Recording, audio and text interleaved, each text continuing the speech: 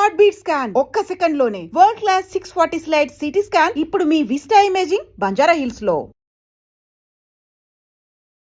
ప్రేక్షకులకు నమస్కారం అండి. మలబద్ధకం గురించి మనం తెలుసుకుందాం. ఇప్పుడు ఈ మలబద్ధకం అలాగే నేను గ్యాస్ట్రిక్ ప్రాబ్లం మీద కూడా కొన్ని వీడియోలు చేశానండి. దానికి లింక్ అన్నమాట. గ్యాస్ట్రిక్ ప్రాబ్లం ఉన్న పేషెంట్లో 90% మలబద్ధకం ఉంటుందండి. 90% ఈ మలబద్ధకం ఉన్న పేషెంట్లు ఎవరైతే ఉన్నారో వాళ్ళకి 90% గ్యాస్ట్రిక్ ప్రాబ్లం ఉంటుంది.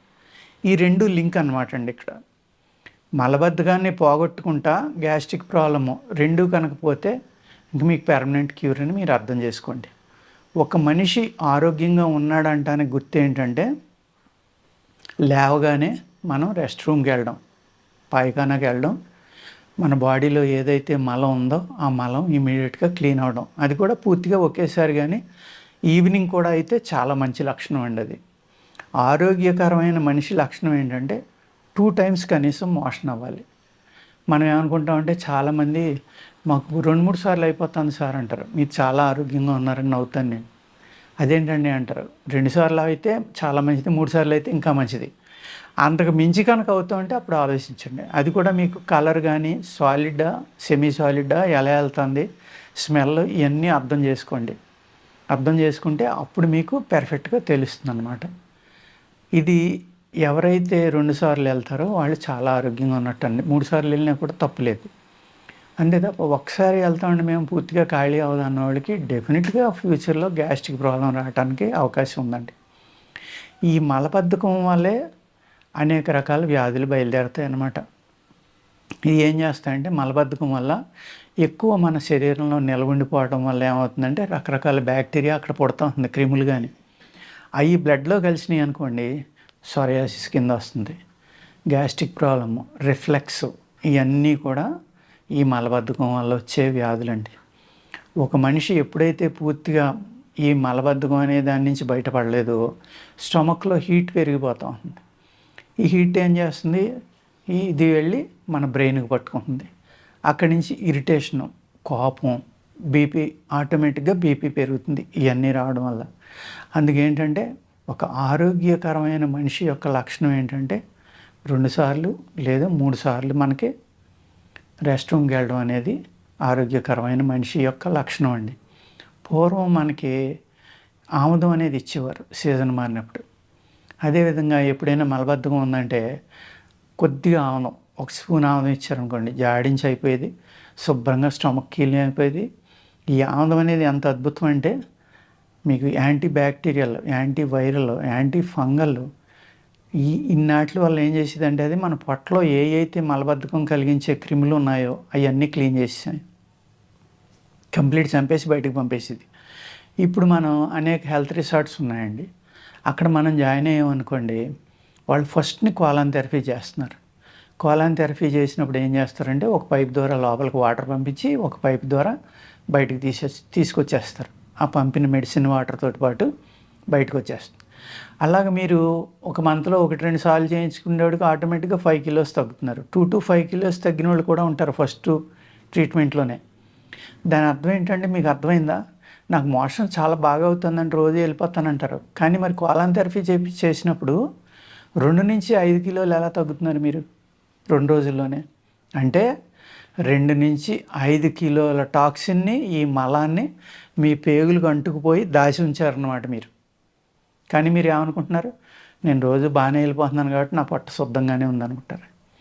మీకు మీ స్టమక్ క్లీన్ అయింది, మీ గ్యాస్ట్రిక్ ప్రాబ్లం లేదు, డీటాక్స్ అయింది, పూర్తిగా పేగులు బాగున్నాయి అనుకుంటే ఒకటే గుర్తండి, కుండలో నీళ్లు తాగారనుకోండి, బాగా కూలింగ్ తాగే వాళ్ళకి తెలియకపోవచ్చు. మామూలు వాళ్ళు కనుక ఫ్రిడ్జ్ వాటర్ ఎక్కువ వాడిన వాళ్ళు మీరు తాగుతూ ఉంటే ఆ నీరు ఎక్కడికి వెళ్ళిందో మీకు ఆ కూలింగ్ అనేది, ఆ స్పర్శ అనేది తెలుస్తుంది మీకు పూర్తిగా పొట్టలోకి వెళ్ళేదాకా. ఎప్పుడైతే మీకు ఆ సెన్స్ వచ్చిందో, స్పర్శ అనేది మీ పేగులకు వచ్చిందో నీళ్ళు తాగినప్పుడు, అప్పుడు మీ పేగులు శుభ్రంగా ఉన్నట్టండి. కోలాన్ థెరపీ అయ్యాక మీరు తాగి చూడండి, మీకు తెలిసిపో. అదేవిధంగా యోగాలో ఏం చేస్తారంటే బాగా సీనియర్ మాస్టర్స్ స్టమక్ క్లీన్ చేయడానికి ఉప్పు నీళ్ళు తాగించి వామిటింగ్ చేయించడం, అలాగే క్లాత్ నెయ్యిలో ముంచి మింగించి దాన్ని కిందకి దౌతి క్రియ అంటారు, అలాంటివి చేయించడం చేస్తారు. అది అయిన తర్వాత మీరు నీళ్ళు తాగండి, క్లియర్గా తెలిసిపోతుంది మీకు నీళ్ళు ఎక్కడికి దిగుతున్నాయి, ఎలా దిగుతున్నాయి, ఎలా వెళ్తున్నాయి అనేది. అంటే ఎప్పుడైతే మీ పేగుల్లో ఆ స్పర్శ అనేది లేదో ఆటోమేటిక్గా మీకు పేరుకుపోయినట్టే లెక్క. స్కేలింగ్ మీ పేగుల్ని యాక్చువల్గా మనం ఉన్నామండి, పొట్ట ఫ్లాట్గా ఉండాలి, బాగా ఇంత ఉంది అంటే దాని అర్థం ఏంటంటే ఇంత లావున ఉండవలసిన పేగులు ఇంత లావునైనాయి అని అర్థం. మీకు ఆటోమేటిక్గా మీరు 5 to 10 కిలోస్ మీ పొట్టలోనే దాచి ఉంచారు. అర్థమైంది కదండి.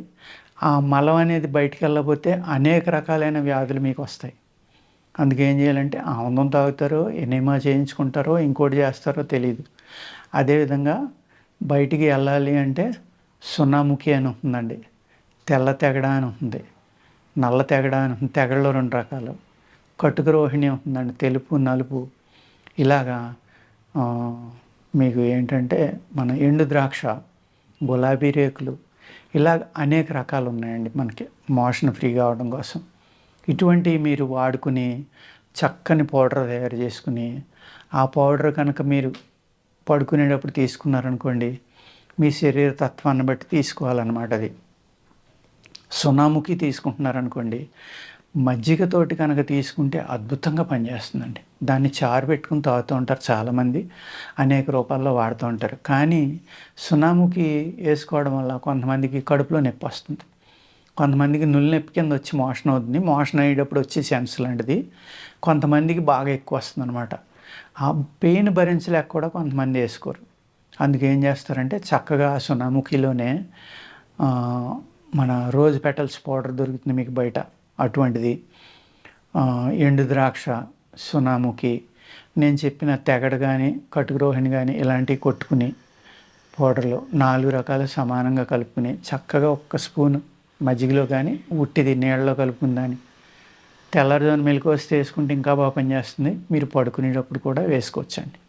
వేసుకుంటే ఈ మలబద్ధకం అనే వ్యాధి మీకు కొన్నాళ్ళకి క్లియర్ అయిపోతుంది. దాన్ని అలవాటు చేసుకోవద్దు దయచేసి.